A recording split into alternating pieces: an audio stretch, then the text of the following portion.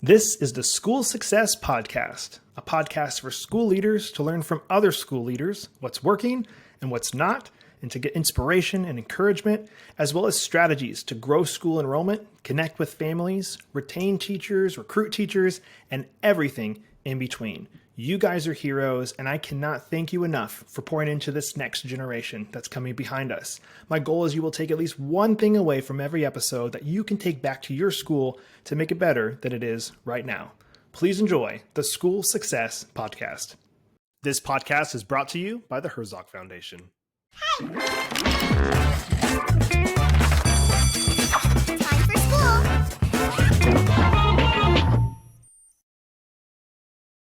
Hey, School Success Makers. Welcome to another edition of the School Success Podcast. I'm your host, Mitchell Slater, and I'm joined by a good friend of mine out of the great city and state of Branson, Missouri, Nate Hennessee, who is the head of school at Legacy Academy. And this guy is fun. He's bald like me, so we get along great. He has a beard that's better than mine, but we get along great because, man, we love education. We love classical education. Man, we love all these different things. And he's just a fun guy. If you're around him and you're not smiling or laughing, then something's wrong with you, because this guy is hilarious and super fun to be around. So today's episode, it's going to be a fun one. But before we jump into all things fun things today, I'm going to pass it off to Nate to introduce himself. So Nate, welcome to the podcast today. Well, thank you for having me, Mitchell. I really appreciate it. It's going to be It's basically, I was a pastor for 5 years, and then I was a missionary out in China for 5 years, and then I was 8 years a teacher and administrator out in Phoenix, Arizona, and now I'm here in Branson, Missouri for the past 2 years. I've got an incredible wife who puts up with me and all my idiosyncrasies and my library. That library actually has made its way to China and back again. I mean, that's how much she's put up with me. I've got a lovely daughter who's a junior right now and an incredible son who's in 7th grade.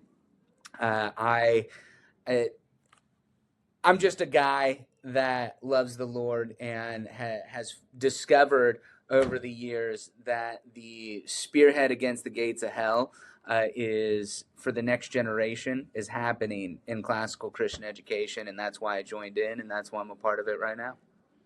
I love it. Well, we're going to dive into a lot of fun things today, but before we even do that, I always start with my same question. And now this is a little different because I have been to Branson and I love Branson. So I even told my wife, I was like, hey, I think maybe we should move to Branson. And she's like, no, I'm not feeling that call to move to Branson. But I always ask this question: if I was to visit, which again I have, but if I would say, hey, talking to you, Nate, if I was to visit Branson, what would you say I need to do this and eat this to really experience Branson, Missouri? Well, I would say, and there would be some here that would be mad at me for saying it, but I'm going to say it anyway.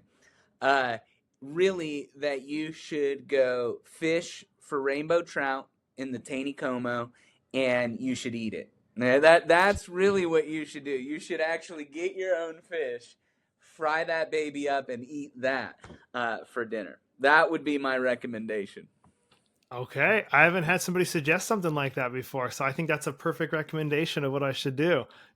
For me, if somebody says they're going to Branson, I'm like, you need to go to the poorhouse in the downtown area. Well, I don't know if that's downtown, and you got to get their sweet tea with poutine. Like, the poutine was out of this world delicious. And actually, like, Scott McElvain, who I know you and I both have a friendship with, he took me there the first time I went to Branson to just the poorhouse, and we were like, sat down. I go, oh man, they have poutine on the menu. And he's like, what is poutine? And I was like, oh, we're getting it. And so he got to experience poutine because of me in a Missouri town, which is, it's a Canadian dish. I love it.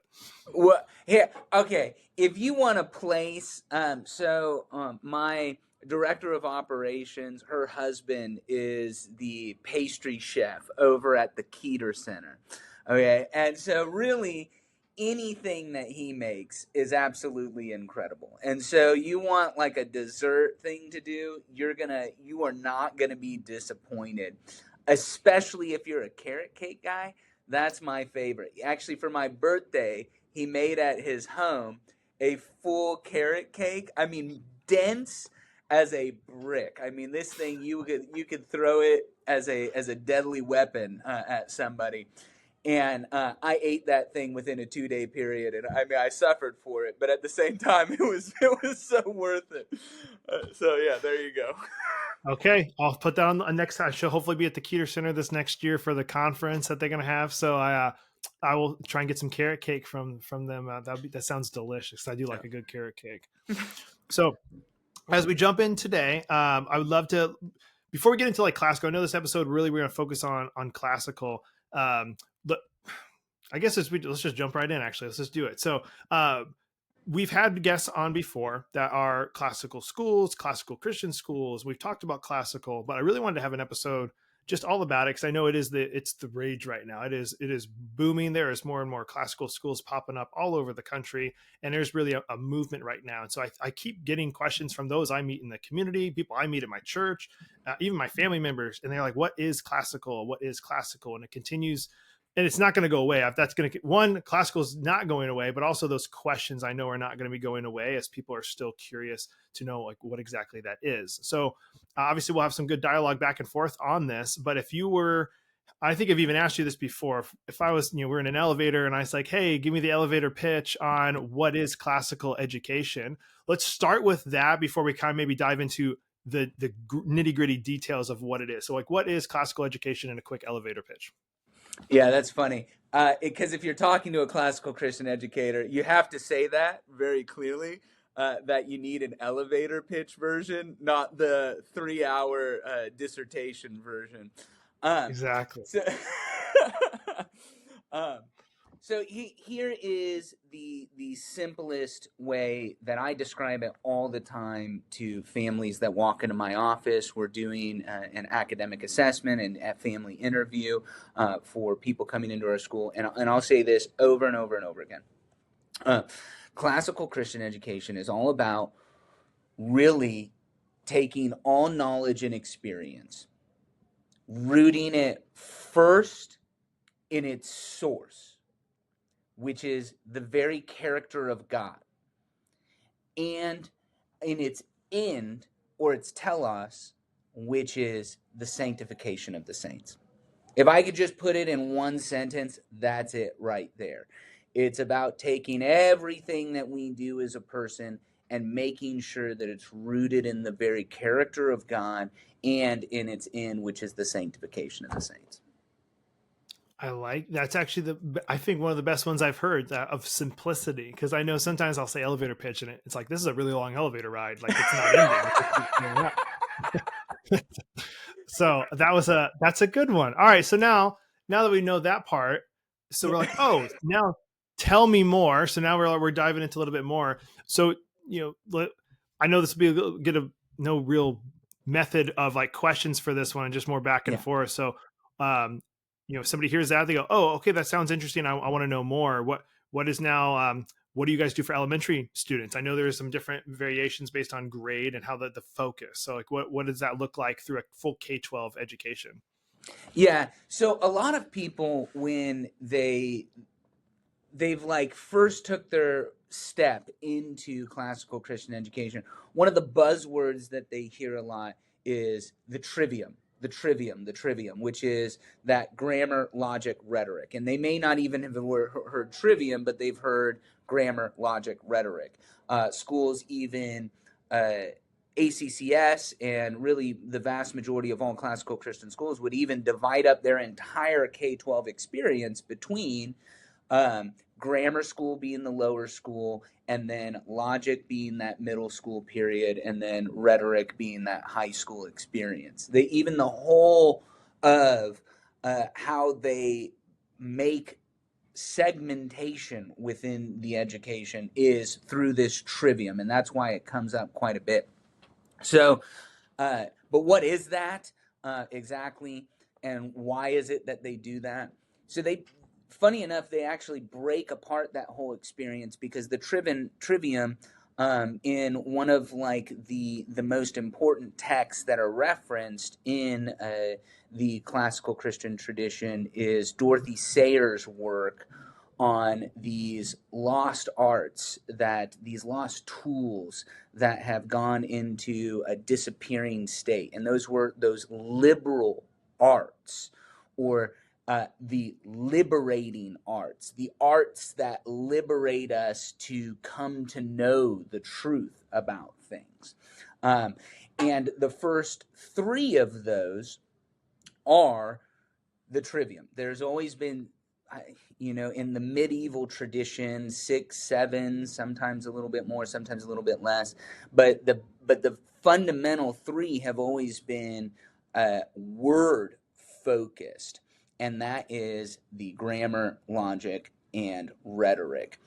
And Dorothy Sayers, when she's talking about it, she talks quite a bit about it in a pedagogical sense of there's a pedagogy that's appropriate for this age group, a pedagogy for this one, a pedagogy for this one, and they sort of relate to the very nature of the things themselves. But when I'm sitting here, and so that's all just kind of a little bit of background, but when I'm sitting here and I'm talking to a parent, I'll quickly afterwards, when they ask that same question of, well, what do you mean by that? I'll quickly go into the trivium. And I'll say, look, ultimately, we are a people who believe that God has spoken through words, and then we experience all knowledge through words. And so we have to focus in on doing words really, really well. If we're going to be the sort of person that experiences the fullness of education and the fullness of His speaking to us, we have to be people of the Word. We've always been that as Christians, even when there was the Old Testament, people of the Word, people of words. And so then why grammar, why logic, and why rhetoric? How is that going to help us become people of the Word? And it sounds weird, right? I mean, why in the world would grammar be significant? You just think of a bunch of periods and commas. You think of, to me, it breeds visions of the most fastidious person, like English teacher who cares too much about the commas. You didn't do the Oxford comma. Like, that's the sort of people we want. We want people that are just so passionate about the Oxford comma. Like, no, that's not what it's about at all. It's supposed to be, what is the single unit of thought? A sentence. And so if we can't articulate a sentence well, then we can't articulate thoughts well. And so grammar school is all about how do I, not grammar school, grammar within the trivium, which happens actually K-12, is about how do I articulate a thought? How do I articulate a thought and make it very precise, very clear, very succinct, very meaningful? Then logic really is, how do I take this thought and put it up against in relationship to all other thoughts? So that means then that I have to know, is this contradictory? Is it complementary? Is this cause effect? Is this an adjunct? Is this, you're now really getting into, okay, I'm now taking this thought and I'm putting it up against all other thoughts, so that you can get to true, clear statements. But then rhetoric. Rhetoric, we tend to go to one of the Aristotelian definitions, going all the way back to Aristotle when he wrote about rhetoric, and then Cicero after him, the art of persuasion. And I just don't like that. To be honest, I think that is not the clearest understanding of rhetoric. I think Plato actually, he didn't like it at all. He was like, oh, it's kind of nasty. It's just people having to manipulate others. But really, it's more importantly, and I think Aristotle would touch upon this, and Plato would touch upon this, but some of the later medieval people, they got more clear about it. And it's about knowing this clear thought that's now been tested by logic. How is it supposed to impact the whole soul? How is truth about this thing supposed to impact all of me as a person? That includes my emotions, that includes my actions. And then, as a person of words, I then am able to get to truth, and I'm able to now communicate it to the whole soul, to myself. I mean, you want to talk about how diseased we are as a country mentally. I think part of that is that we don't even know how truth is supposed to impact us anymore. And that is at the core of what it means to do classical Christian education, right there, the trivia. Hey, I just want to take a really quick break from the podcast to highlight one of our amazing partners and sponsors, ClassReach. If you're a new school administrator or founder and are struggling to keep up with all the hassles of planting a new school, like collecting tuition, communicating with parents, or handling student data, then you need ClassReach. ClassReach is the all-in-one software that helps with everything from admissions and tuition to classroom management and parent communications.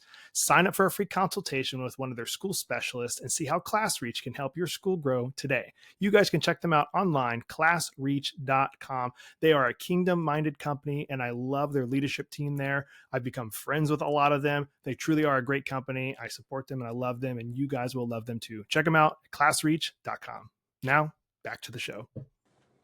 Okay, so you take this thing, and that was a really good description of it, so I appreciate that. And I know inside of that, there's also the Latin piece, where I know you guys are a lot of the classical schools are teaching Latin, and I'll be honest with you, those I have, I really want to hear your take on the Latin piece, because those I've heard explain that, and the reason why.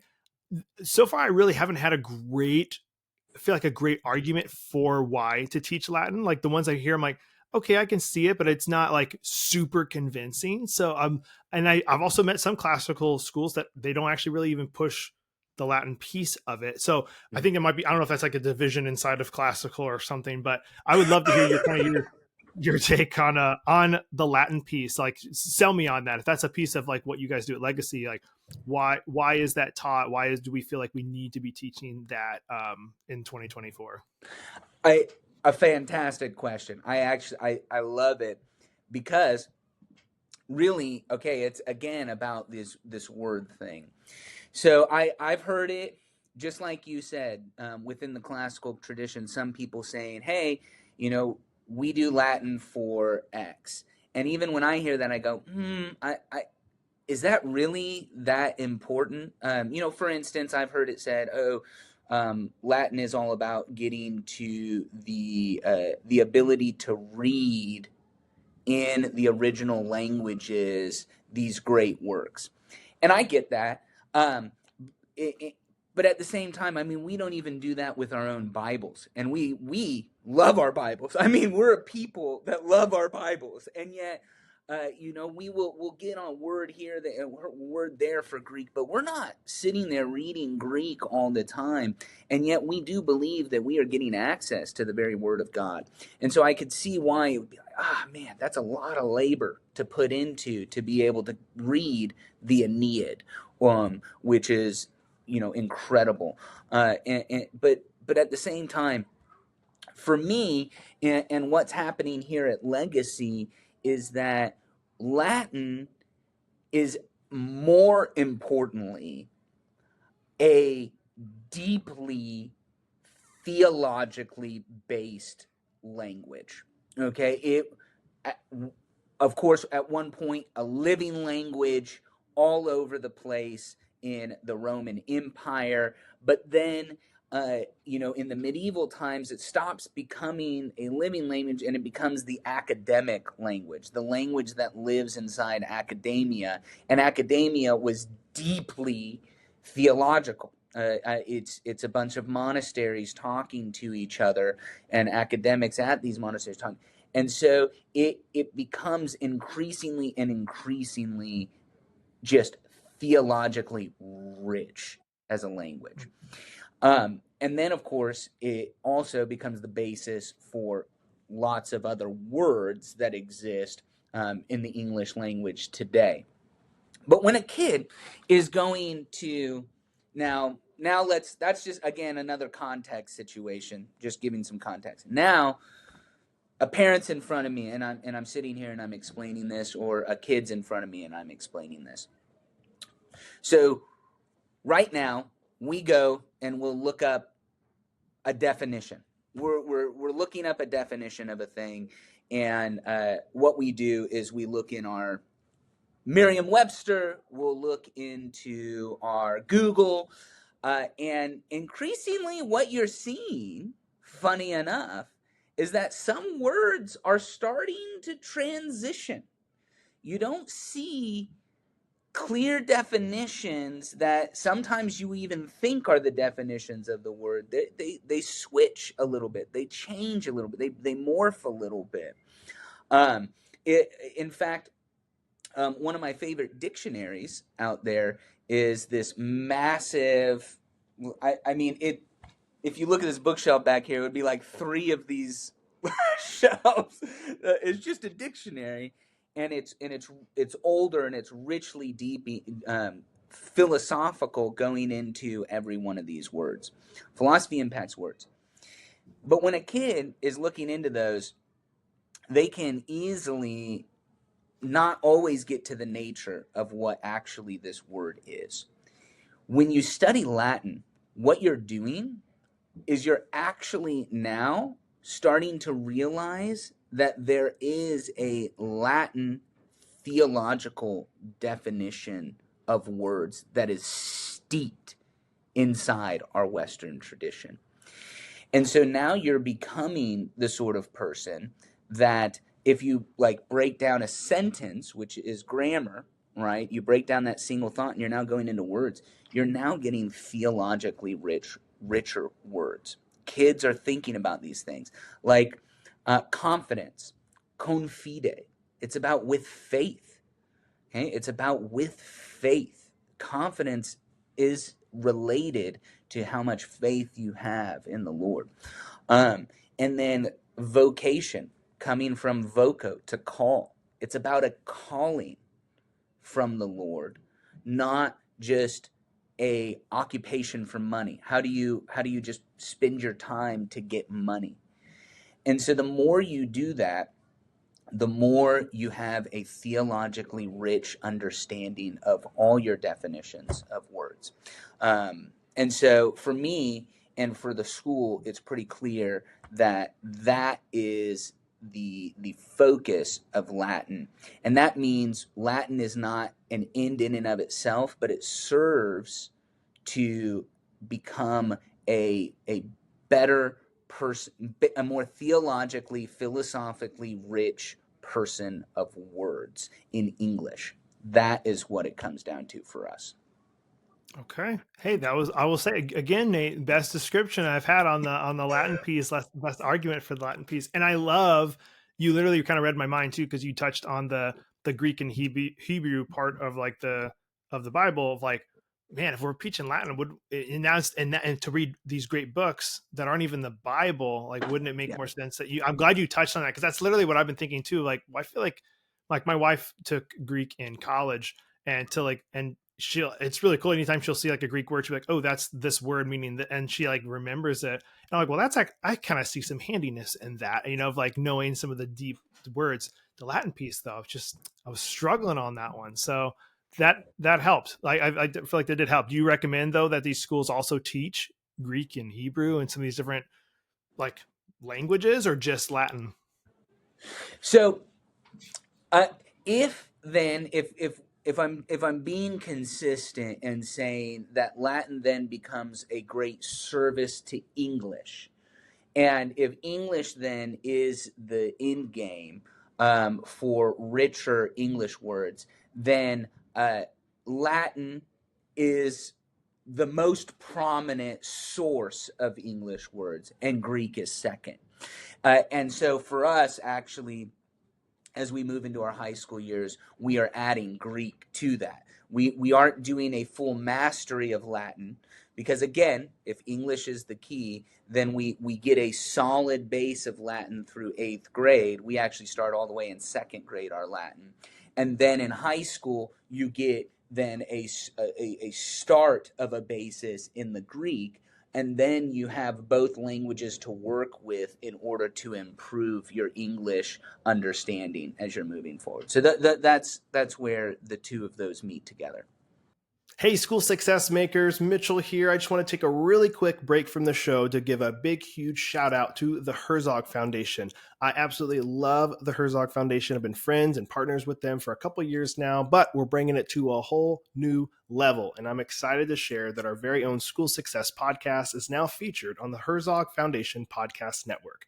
The Herzog Foundation is a powerhouse of resources designed to support schools like yours, from free training events through the Herzog Foundation Institute to their incredible online news publication, The Lion, and of course, our new podcast, Home. They have everything you need to stay informed and inspired. And if you're dreaming of starting your own Christian school or co-op, don't miss their online course, Schoolbox. It's a fantastic resource to help you get started on the right foot.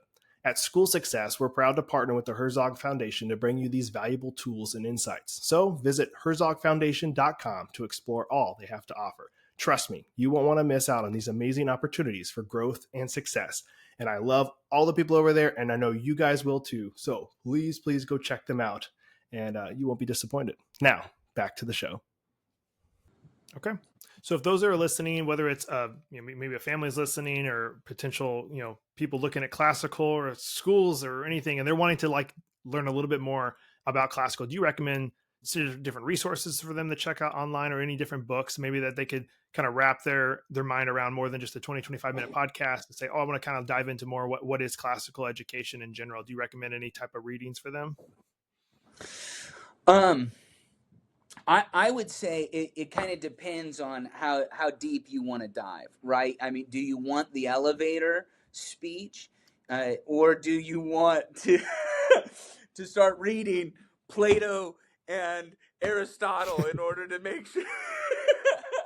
And I'm just kidding. Obviously, that's a bit too far, unless you're ready to dive deep.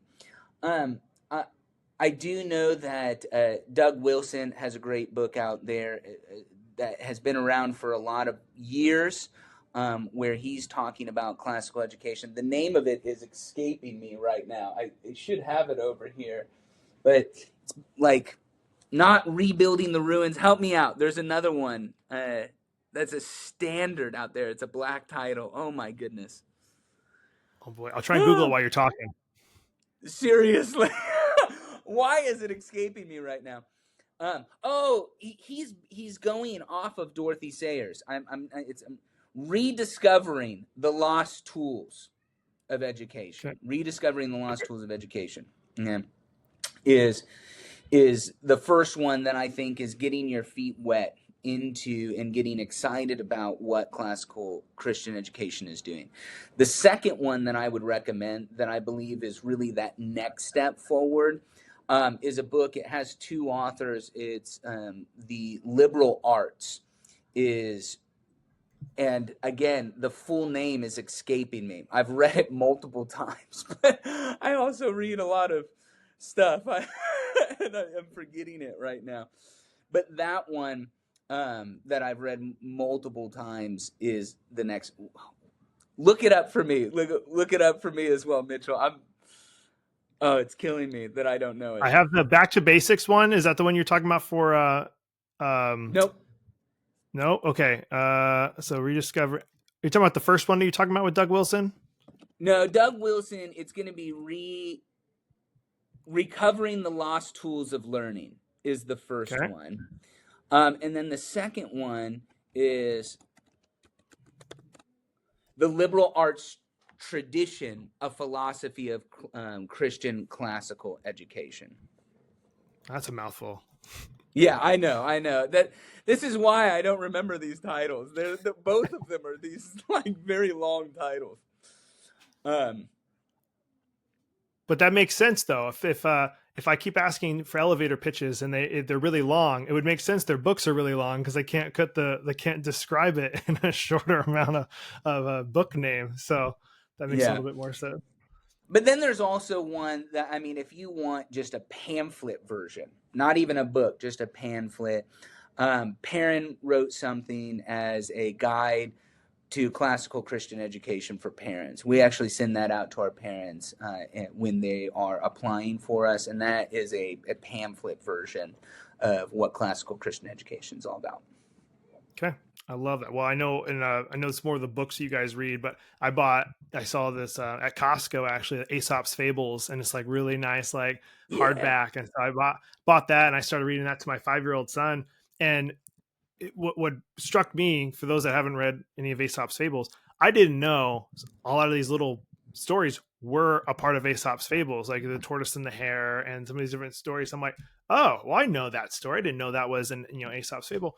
And so it was so funny. I read it to my son, and so reading like a little bit at a time for him. And it was just a couple of days ago, we're out there, and he was racing somebody, and one of the neighbor kids. And I heard him come back talking to himself, and he said, "Slow and steady wins the race. Slow and steady wins the race." And I was like, well, that's pretty awesome, actually. That's funny. It really is. What a lot of parents realize is that there was a book out there called Repairing the Ruins, is the ACCS conference title year after year. And what the claim is that when you look at a lot of the education like you and I received, we didn't get classical Christian education. That's just not who we were when we were kids, or even what was really around when we were kids. But we have tasted the ruins. Bits and pieces of it are everywhere. Because this is where we were at, give us 150 years ago. Funny enough, I can't verify if this is the case. I really should. But we have a parent here who's from Transylvania. That's where he was born and raised. I mean, how many people do you know from Transylvania? None. Oh my God. I don't know anybody. This is the first one that I ever met in my life. And I asked him one time, I'm like, so what's education like in Transylvania? He'd been with us for a couple years, and I'm like, so what's it like? And he goes, it's a lot like this. I'm like, what are you talking about? It can't be a lot like this. He goes, no, actually, it's a lot like this. Transylvania is still working heavily from this classical tradition that existed prior, and that we still taste the ruins of. So anyways. Interesting. Well, yeah. So Nate, I've learned a ton from you today, and I hope our guests have as well. I'd love to kind of to wrap up the episode. And the final question I have for you, when it comes down to piece of advice. So we have the school leaders listening. We always try and leave them with something else at the very end. So if you were to give them with like a piece of advice they can take back to their schools, what would that one piece of advice be?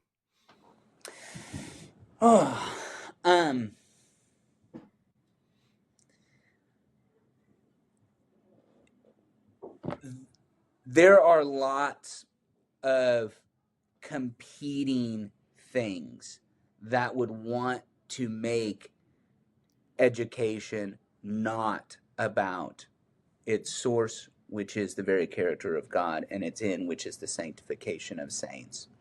There's a lot of temptations to move those directions, and take it from a guy who has made it his life mission to be reaching youth. I've now spent the majority of my life working in ministry to children or youth.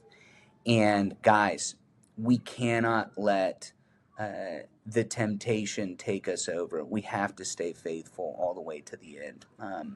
And so I just don't let those other models take you over. Focus on what matters most. That's good.